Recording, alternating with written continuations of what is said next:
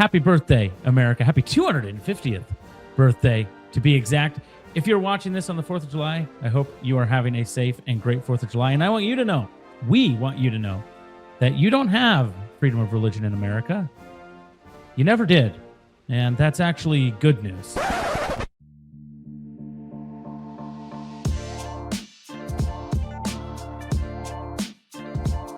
right, Tim. So obviously, this is not a clickbait, actually. This is actually what we really believe. That's right. About freedom of religion in America. You wrote an article on this called "You Don't." That's exactly how I phrased it, right? You don't have freedom of religion in America. That's right. You wrote an article on this recently, and we thought on the 4th of July we would bring this to the people to explain what we mean. Yeah, we're bringing this to we the people so that they can actually understand really what freedom of religion means. And sadly, I don't think many people have really thought about this over the past 250 years. But I think it's time that we start paying close attention to what certain religions claim, because it has dire implications on our neighbors. Absolutely. So, hey, let us know what you think in the comments. Even before you get any further, let us know what you think. Also, like this video, share it on the 4th. Say happy birthday, America. To be clear, we are big fans of America. This is not piling on America. This is to say, actually, we think the founders got it right with the freedom of religion. And make sure you share this video with somebody. So really, the question isn't whether religious freedom exists, but what it means and where its limit is, right? Mm-hmm. That's right. It's all about limits. Yes. So here at FreeThinking Ministries, we want to help people reason together by applying logic and sound theology to all aspects of life. And that includes thinking about how we live in our current society, in our culture, and in the United States. And Tim, let's get into this as well. Is freedom of religion absolute? Maybe we should just go through your article. What do you think? Yeah, I think that's a good idea. The name of the article is "You Don't Have the Freedom of Religion in America." This is on our website, freethinkingministries.com. And, the thumbnail, I like this thumbnail that I asked AI to make for me, but it's with Lady Justice. And of course she's blind. And on one side, she's got religious liberty. And on the other side, it's human rights. And down in the corner, you've got the Declaration of Independence, and you've got the American flag in the background. And but anyway, there is a balance here between religious liberty and human rights that I tried to show in the article. Well, here's how I started. I said, at first glance, the title sounds absurd. Of course, we have freedom of religion in the United States. It's one of our most cherished rights. But if by freedom of religion we mean the unlimited right to believe and do anything whatsoever in the name of religion, then the truth is simple. You do not have that freedom in America, and you never have. The question is not whether religious freedom exists, but what it actually means and where its limits must be drawn. The United States of America offers one of the most robust protections of religious liberty in human history. Citizens are free to worship or not worship, according to the dictates of conscience. This freedom is deeply embedded in the American experiment and is often rightly celebrated as one of our most cherished rights. But here's a question that is rarely asked with sufficient clarity. Is freedom of religion absolute? To begin answering that question, we must return to the philosophical foundations of the United States of America. As Thomas Jefferson famously wrote in the United States Declaration of Independence, quote, "We hold these truths to be self-evident, that all men are created equal, that they are endowed by their Creator with certain unalienable rights," end quote. Now, this is not merely poetic rhetoric. It reflects a profound metaphysical and moral commitment. All human beings possess objective and unalienable rights, rights that no individual, group, or government has the authority to violate, Indeed, the very purpose of government, properly understood, is to protect these objective God-given rights. This includes the protection of religious liberty, the freedom to believe, to worship, and to live according to one's deeply held convictions. However, this raises an important tension. So, All Josh, right. that's the intro to the article. What do you think so far? Well, before we get to that important tension that we'll get to here, I think there is some, I don't know. There's some misunderstandings about the origins of freedom of religion in our history. And people will point to the Enlightenment and say, "See, the freedom of religion was Enlightenment, right? It was the Enlightenment, so it was definitely secular. Like it was supposed to be a secular nation." Well, one of the Enlightenment names that the founding fathers drew a lot from was a philosopher by the name of John Locke, right? People have heard of him. John Locke wrote in his letter in 1689 a letter concerning toleration, and we'll get to this in a little bit. This is what is the tension. He wrote that atheists should not be religiously tolerated because their lack of belief in God undermined the social contract. Atheists could not be bound by oaths or the fear of divine judgment, and they presented a fundamental threat to civil stability and society. So, John Locke, who the founders, even if you're deist or whatever, none of them were atheists. Maybe Benjamin Franklin, more of an agnostic. Yeah, he wasn't an atheist. No, but he lived as a practical atheist for most of his life. But the people they're drawing from are people who have a strict understanding of religious liberty, right? And so that's the tension. We think it seems like in our culture today, hey, every religion has the same rights in the United States. Yeah. And let's include worldview in that, religion and or worldview. Atheism is a worldview, and I think we ought to treat it as a religion. Yeah. So you have a thought experiment that you propose in your article to help us to understand the limits of this freedom of religion, and I think it's helpful. So go ahead and take it away. Yeah. Okay. So I didn't want to pick on any religion or worldview specifically, so I came up with a religion. So here it is. The next section is called a thought experiment, the order of Moloch. So we can call this Molochism or something like that. Yeah. Or you just Planned Parenthood, I guess. Good one. That was good. Yeah. All right. It's already there. It's already there. So anyway. That's right. Okay. So I said, imagine a religious movement. Let's call it the Order of Moloch. Adherents of Molochism sincerely believe that their God commands acts that most of us would and should consider unthinkable. The kidnapping, sexual abuse, and ritual sacrifice of children as an act of devotion. Now consider the question. Should the United States recognize this as a legitimate exercise of freedom of religion? Of course not. But notice why. The answer is not merely that we find these beliefs morally repugnant, though we certainly do. The deeper reason is that the practices of Molochism would violate the objective and unalienable rights of other human beings, specifically their right to life, liberty, and bodily integrity. And this is precisely where clarity is needed. All right, so that's that short section. As I was reading that, Josh, your joke really kind of hit home. I'm like, oh, wow, talk about violation of somebody else's bodily integrity. We're talking about the violation of another human being when it comes to abortion, the death, the killing of their bodies. And that is a body that is not the woman's body. So, yeah, you want to extrapolate on that a little bit? Well, yeah, I think I wrote an article a while back when the Supreme Court decision came out overruling Roe. I think I wrote an article called "Moloch Bruised but Not Defeated." I think that's the name of the article. Yeah, I remember that.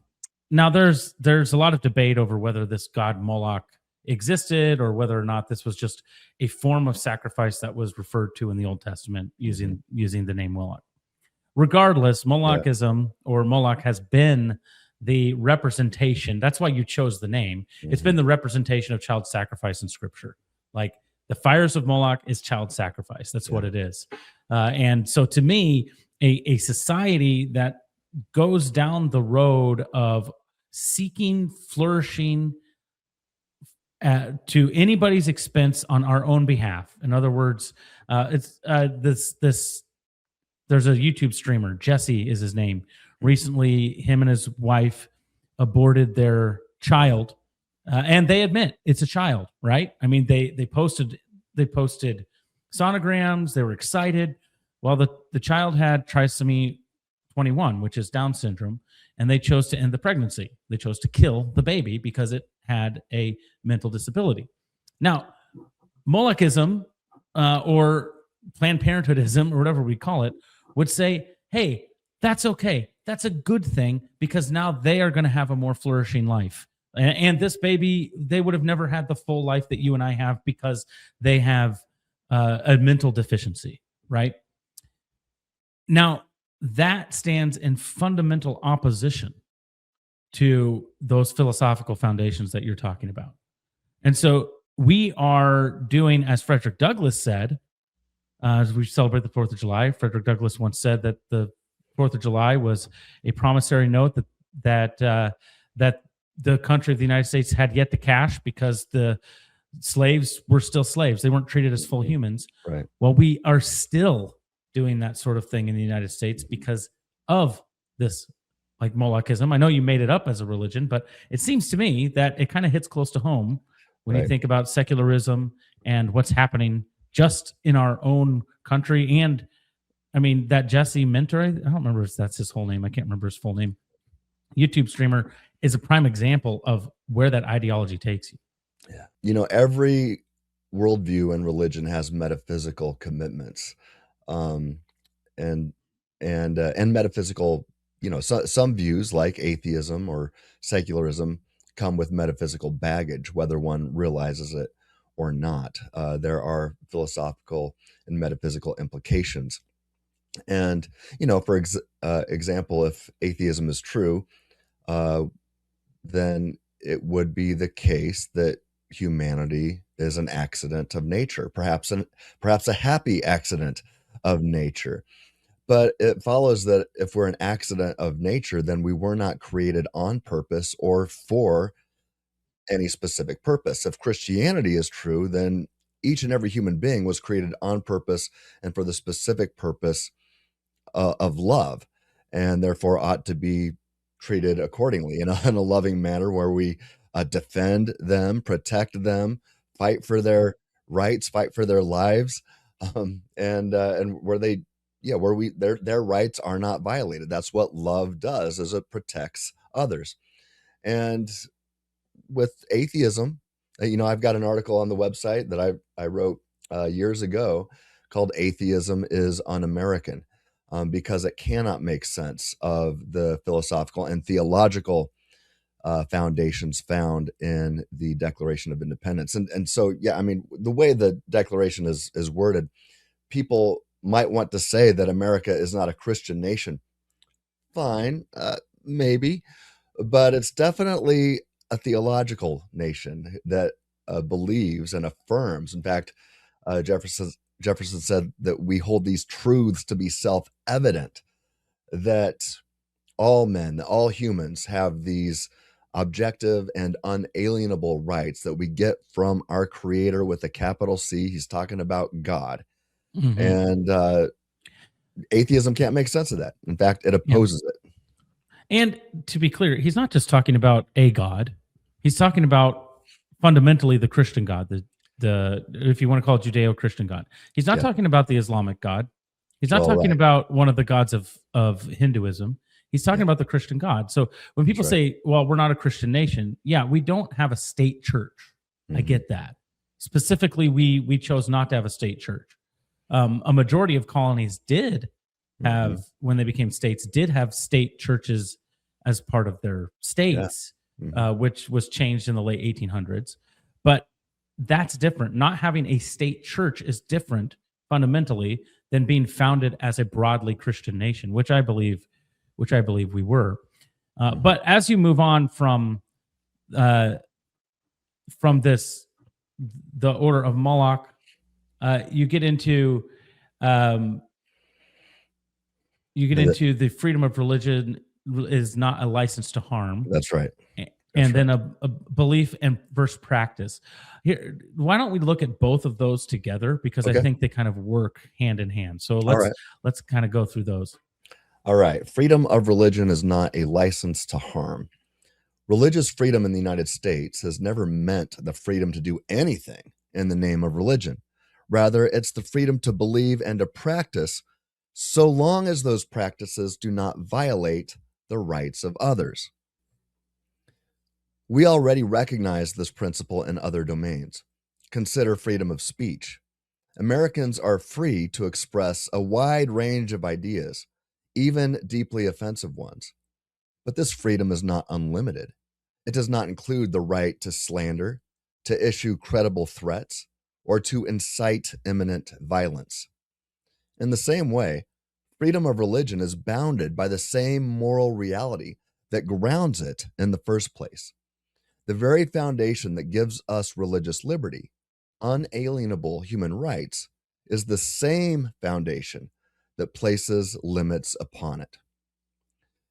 The next section is called Belief versus Practice. I write, at this point, an important distinction must be made. One may be free to believe that Molochism is true. The government does not and should not police private belief, but no one is free to act on those beliefs when doing so violates the rights of others. That is to say, one is not free to actually practice Molochism in the United States of America. This distinction is crucial. It preserves both genuine freedom of conscience and the protection of innocent human life. Without this distinction, the concept of religious freedom collapses into a license for abuse. I got a little bit to add here, because I think it's very good, and I think it's right.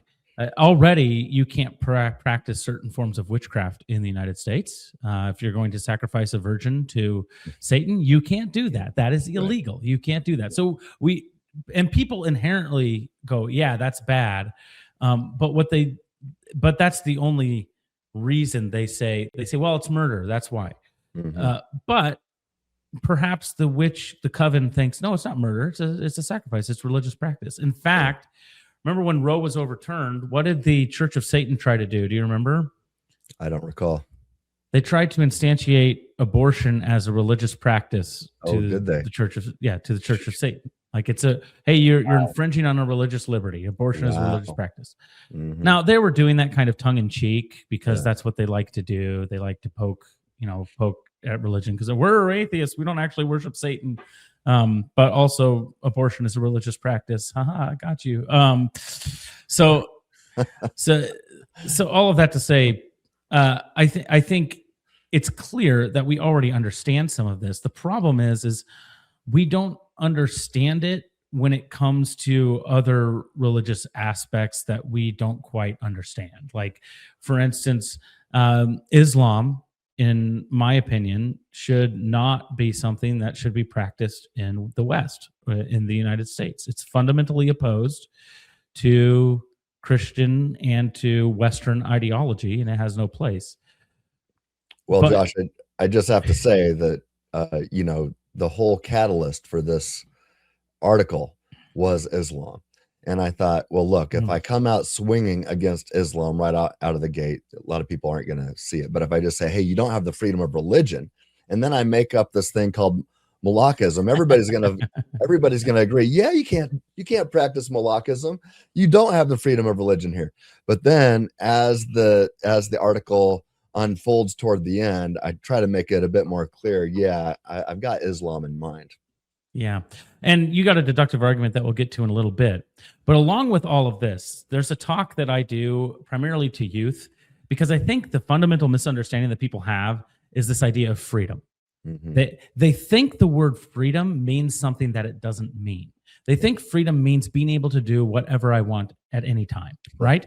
That's what people think. I just want to be free. It's like the 14-year-old's definition of freedom. I want to be free. I want to just go do whatever I want. But that's not what freedom is. And that's not even what experiencing true freedom is. Like when we say you have freedom in Christ, it's not that you have freedom to do whatever you want to do because, hey, you've got fire insurance. There's actually boundaries there that, if for Christianity to mean anything, have to hold, right? So one of the example I do in this talk is and you guys are getting it for free. If you want to invite us to come give one of these talks to your youth group or something like that, you can go to our contact us page. We'd love to come and talk about how you don't have freedom of religion, and that's a good thing. Anyway, so go to freethinkingministries.com/contact, and we'd love to connect with you there. You can book us that way. But one of the talks that I do is I invite a student, and a student that isn't afraid to be embarrassed and doesn't know how to play the piano. Okay. So I bring them up on stage and I say, you have complete and total freedom. Go ahead, play the piano, play the most beautiful thing that you can play on the piano. They kind of dink around a little bit, or they go the Peter Pan, dun, dun, dun, dun, dun, dun. That thing is like, okay, so they're able to do a little bit. And the fun thing about this example is it actually works no matter what, because even if they lie and they're able to play the piano, it still works. You'll see why in a little bit. But so they play whatever they can. And then I have a ringer with me, somebody who is either classically trained or professionally plays the piano. And I say, hey, thank you for coming up. Your student, go ahead and sit down. Hey, I got another person that's going to play the piano. Hey, you have complete freedom. Play whatever you want. And they play Beethoven or something like that. That's just like beautiful. They could have played Mozart. They could have played Mozart. Yeah. Yes. They were free. They had the freedom. They had the freedom to play. They could have played an original composition. They could have played whatever they wanted. Right. They could have even done diddling, ding, ding, diddling, ding, ding. Like they could have done whatever they wanted. But they play like the only direction I had was, hey, you're free. Just play the most beautiful thing. Because, our idea of freedom is, well, I can just make life however I want it. It'll be as beautiful as I want. And so I asked the question to the group, okay, which one was more beautiful? Well, obviously, the question is, the obvious answer is the trained musician. And I say, notice that the person who didn't know how to play piano had total freedom, but had no clue what they were doing. And so, they maybe had a little bit of knowledge. That's why it always works, because you might have a little bit of knowledge of what notes go together. You can maybe do a few chords. You had a little bit of knowledge of what the boundaries were. But since you didn't know the boundaries deeply of the piano and how to play the piano and didn't know how notes work together, you couldn't put together what this person did. See, freedom comes from our knowledge and understanding and embrace of boundaries. I use the same example with sports. Say, hey, if you're in a basketball court, what if the ref said, you know what? You can shoot from anywhere. There's no boundaries anymore. You can even shoot from the stands, right? Well, it might become a little bit entertaining, but then it would just be what I call the tyranny of chaos.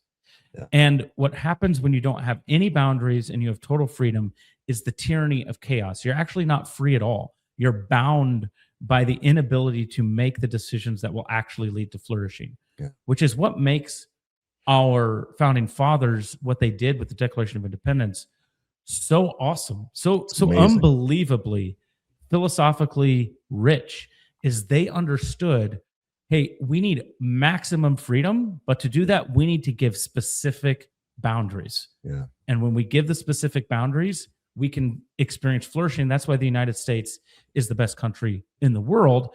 And when we start to dissolve the boundaries, not just of the country, but of freedom of religion, of freedom of speech, of the right to bear arms, of all of these things, when we start to dissolve all of those boundaries, and we start to do some ad hoc reasoning where it's like, well, guns kill people, so no more guns.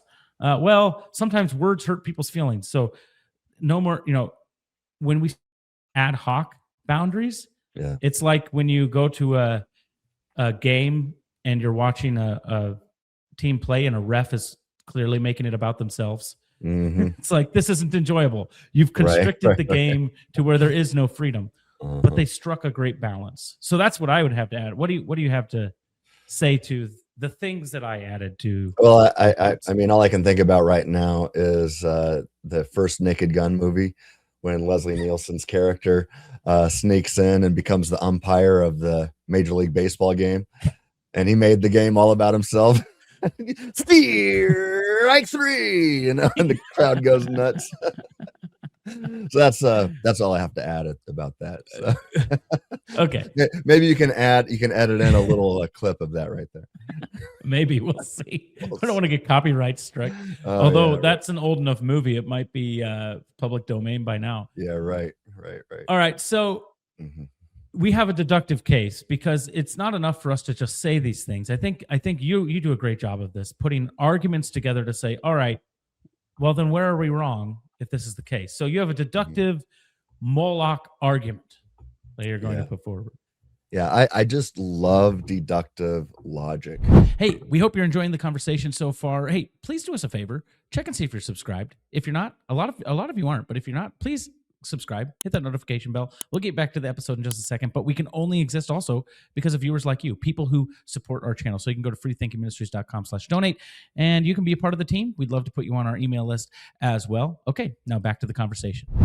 I also appreciate abductive cases and inductive cases, but if you can make a deductive case where each premise seems to be true, then you've reached a logically deductive conclusion that can't be rejected, at least logically. So here's my deductive case. I said at this point, the conclusion can be stated not only intuitively, but deductively.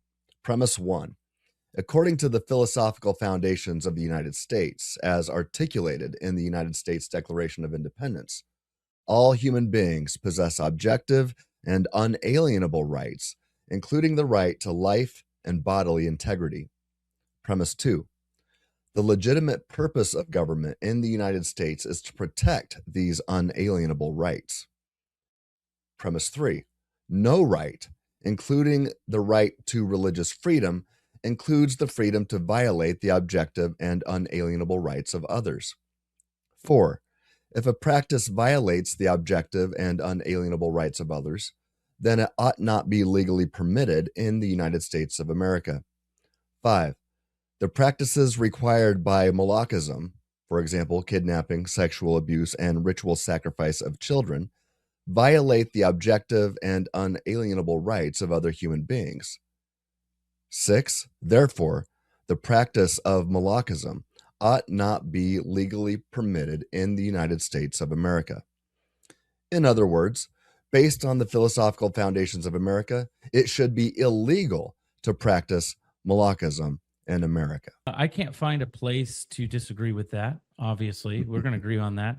But I would challenge you, the people watching this, hey, take this, share it with somebody who you think might disagree, and see if they can come up with reasons why they could reject one of these premises. Make sure you like the video, subscribe to the channel, share that with them, and let's see what they have to say. But I think that it's a pretty airtight case.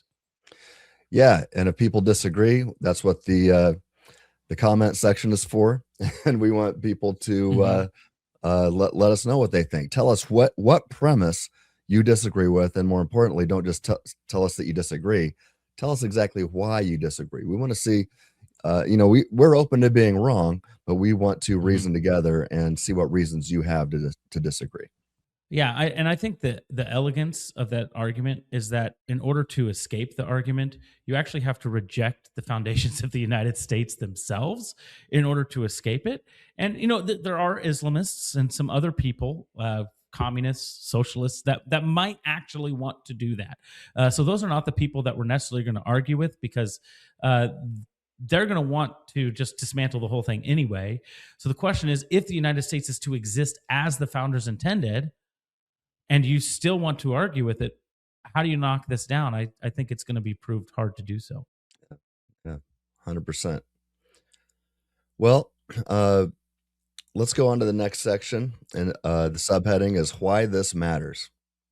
I write, in a pluralistic society, we will inevitably encounter a wide range of religious beliefs, many of which we strongly disagree with. A healthy and free society must protect the right of individuals to hold and express those beliefs. But an objectively good and just society must also recognize that not all practices are permissible simply because they are religiously motivated. If we abandon the grounding of objective and unalienable rights, if we treat religious freedom as absolute, then we lose the very moral framework that makes freedom meaningful in the first place. Religious liberty is a great good. It is worth defending, but it is not without limits. And those limits are not arbitrary. They are rooted in the objective reality that all human beings possess objective and unalienable rights that must be protected. A society that forgets this does not become more free. It becomes absurd, insane, and evil. Mm. I think that goes back to the tyranny of the chaotic that I was talking about. That a society that rejects these things uh, will ultimately become either the tyranny of the chaotic, or will become the tyranny of the mighty, right? Hmm. Yeah. The minor, even the ones who have the most might can make right, and we don't want that either. So I think I think your conclusion holds there. All right, and now we need to apply the principle, right? Because there might be some fuzzy edges or some things that we need to understand. So that's your last section, is Yeah. applying the principle. How do we do that? All right. Well, I write the following. I said, the thought experiment above may involve a fictional religion, but the principle it reveals is anything but fictional. It provides a lens through which we can evaluate any worldview or religious practice, whether ancient or modern, familiar or foreign. The question is not, is this religion sincere? Is this religion popular? Is this religion protected? The question is this: do the practices of this worldview violate the unalienable rights of other human beings? That's the standard. And importantly, this standard applies equally to everyone. That means it applies to minority religions like Islam. It applies to secular worldviews like atheism or Marxism. It applies to all of us. This means we must be willing to ask difficult questions. Do certain practices, religious or otherwise, undermine the objective and unalienable rights of women and children? Do any belief systems justify harm to innocent human beings? Are there culturally accepted practices that, upon closer examination, violate the very unalienable rights we claim to protect? These are not easy questions, but they are necessary ones. At the same time, it's equally important to recognize that many religious traditions, such as Christianity, Judaism, and even the Church of Jesus Christ of Latter-day Saints, modern day Mormonism, not to be confused with like the FLDS, right? But I'd say modern day LDS Church, Church of Jesus Christ of Latter-day Saints. Despite deep theological disagreements, and I have many, all of these, Christianity, Judaism, Mormonism, they are fully compatible with America's foundational principle that all humans possess objective and unalienable rights. Such traditions make not only great neighbors and peaceful neighborhoods, but often contribute to the moral and social stability of a free society. But when a worldview demands what the order of Moloch demands, or even what Sharia law demands, the issue is no longer merely theological. It becomes a matter of justice. And when justice is at stake, the line must be drawn. Bottom line, you do not have the freedom of religion in America. Rather, you have the freedom of religion as long as it's compatible with the theological and philosophical foundations of America found in the Declaration of Independence and reflected in the American constitutional tradition. Stay reasonable. Isaiah 1:18. So it seems I think the pushback some might give, as I think about this article, is they would say, well, what about progressive Christianity? aren't conservative Christians violating their rights uh, to become, because a conservative Christian would be like, hey, don't trans the kids, don't, the sexual degeneracy has no place. Sex work is not real work. Pornography should be illegal. Abortion should be illegal. We'll leave the abortion one aside for now, because I think that argument can be obviously made. But they might say, well, your two beliefs, your Christian beliefs, are coming in conflict here.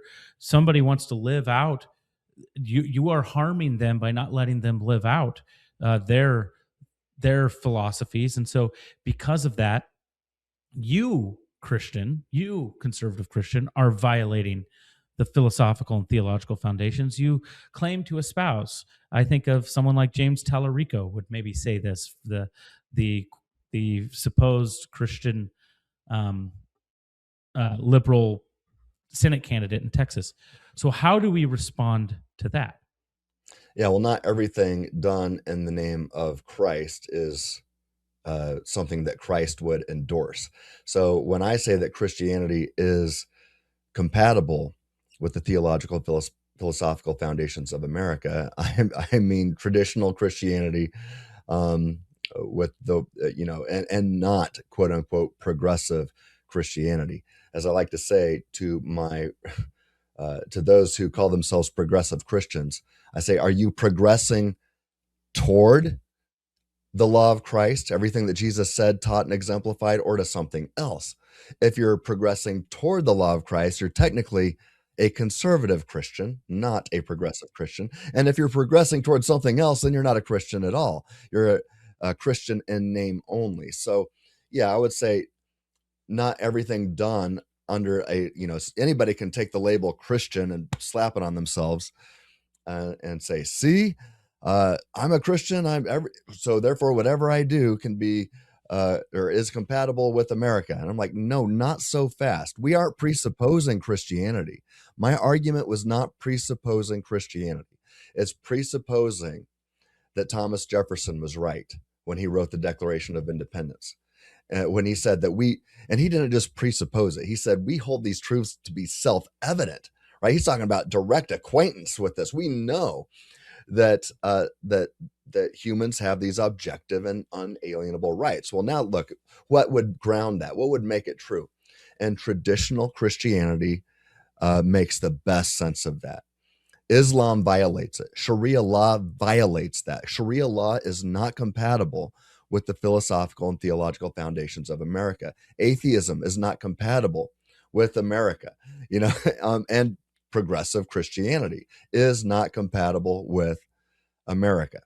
So what I am doing, this is why I don't call myself a Christian nationalist. I call myself an American nationalist because I'm a Christ follower, because I'm devoted to the law of Christ, right? And because I believe the law of Christ is true. I say that, wow, America actually got this much right. There are these objective rights that humans possess. We were created on purpose and for the specific purpose to love. That means the purpose of life is love. You were created to be in a true love relationship with your creator and everybody else. And you have the freedom to approximate to the purpose of your existence or to reject it. And so, yeah, I think the United States of America, in its philosophical and theological commitments and its philosophical foundations, recognizes these rights. That's what I'm starting with. I'm like, we have these rights. They're self-evident. They're true. And then what worldviews are compatible with this? Traditional Christianity, Judaism, as I said, the modern day Mormonism, not the ones that teach polygamy, because that would violate human rights. And so you just start evaluating the different religions and you see what's compatible with America and what isn't. And so I contend that it ought to be illegal to be a Satanist in America. It ought to be illegal to be a Muslim and to practice it in America. I know that sounds that's going to ruffle some feathers. But I go back to the argument I made. What does Islam teach? What would a consistent and informed Muslim believe about human rights, believe about the law and the objective purpose of life? It is going to oppose the philosophical and theological foundations of America. Not all convictions are based in reality either. Mhm. And so you have to weigh that as well. So this idea that, I'll put it this way. So if a progressive has the idea that kids can be born in the wrong body and we should let them transition, right? That's their idea. That's Okay. that's you getting back to the metaphysical commitments or baggage Yeah. that I was talking about earlier. Yes. And so if that's their commitment, the question we ask isn't, well, what will make this person most happy? Because happiness can be manipulated, right? Mhm. The question is, what will lead to the most flourishing in accordance with what is really real and truly true, in accordance with metaphysical reality? And how does that correspond to the Christian foundations of America, right? And so if it was true that a boy mind could be born in a girl's body, and you should be, and it would be harmful to them and to their existence to not let them transition. If that was true, then yeah, it would be wrong to stop them from doing that. If that was true, the problem is it's not true. That's right. The problem is that it's false. It's a violation both of that child, and I would make the argument it's a violation of humanity in general. I don't think anyone above the age of 18, below the age of 18, should be able to quote unquote transition from one to the other, because first of all, it's impossible. You're never actually the other sex. You're just this facsimile, right? This carved up image, Mutilated flesh. Yeah, you're wearing woman face if you're a man pretending to be. Right. It's abhorrent. So first of all, that's the one thing that I would say is, yeah, okay, well then we need to decide which ones fit. Like, is James Tallarico right or is he wrong with reality and with what Christianity taught and exemplified? If he's wrong, then his ideas should not be accepted. That's what I'm arguing. Second, now you just said something maybe a little bit contradictory to this. I don't know about contradictory, but I want to add a little bit of nuance. I think that it's not that we should, let's say a Hindu moves to the United States, starts a business, and is quote unquote practicing Hinduism in their home, right? So it's not to say, well, we should arrest this person for practicing Hinduism, right? But if they establish a Hindu temple and they start to try to change the cultural milieu around them, I think it would behoove us to say, well, I'm sorry, you can practice this, but our laws in this city are going to be based on the Judeo-Christian ethic, right? And similarly to Muslims in Dearborn, Michigan, let's just use that as a random example. Sure, you can have a concentration, but the federal government, in this argument, as far as I understand it, would have the right to come in and say, actually, a bunch of your laws are not constitutional because they don't fit with our theological foundations. They're illegal laws. Yeah, they're illegal laws. If you want to practice, the legal laws in your own home and in your society, you can do that. But we're not allowing for child marriage. It's not going to happen. I'm sorry. Right. You know, we're not going to tolerate women being forced to wear burqas. Yes, exactly. So we are actually going to come against those, but the other aspects that don't violate that, sure. If you want to pray 5 times a day facing Mecca, we're not going to arrest you, right? In your own house. Yeah. Yeah. Don't do it in the street to stop the bus. Did you see that guy that did it in the street and stopped the bus? Anyway. I had to walk around a guy doing it at the Denver airport the other day. And they have prayer rooms in the airports. Right. Go to the prayer room. Anyway, so there's a little bit of nuance there where there's this, and you mentioned it in the article. It's not that you're expelling every person, but you're saying, hey, here are some clear boundaries. And if you don't like that, there are other nations that are going to be more commiserate with your worldview than this one. And you're free to go there, right? That's right. Yeah. You are not being forced against your will to stay in America. Yeah. So this might ruffle some feathers, this I hope it podcast. does. Yeah, me too. But I think it's objectively right. And Yeah, it'll ruffle feathers, but we've based our argument on logic and reason. So if you disagree, even if your feathers are ruffled, don't just get angry, but Yeah. try to interact with our logical case logically. Yes. All right. So if you were listening to this on your commute, maybe to wherever you're going for the 4th of July or back or whatever, we'd ask you to give this a like, give us a follow, subscribe. You can also rate us on the app on Spotify. Give us 5-star rating. That would be great.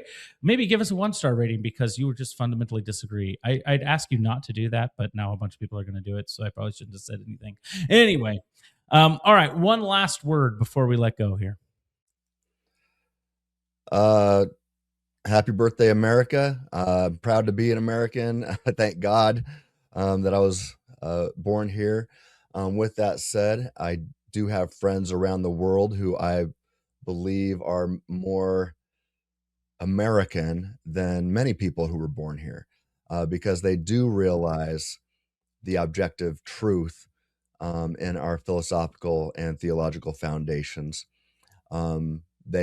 They wish that they could live here and be citizens of our nation. Well, it seems that half of our nation right now is so ungrateful to be here and takes America for granted. And it's kind of fun to see all the Europeans in America right now that are here for soccer, who are just having their minds blown by how awesome this nation is. And it is awesome. But really, at the end of the day, what makes this country so awesome is that Christianity makes the most sense of our foundational values, and this country has been Christian, largely Christian, heavily Christian for the last 250 years, and that's why it is the best country to have ever existed on planet Earth.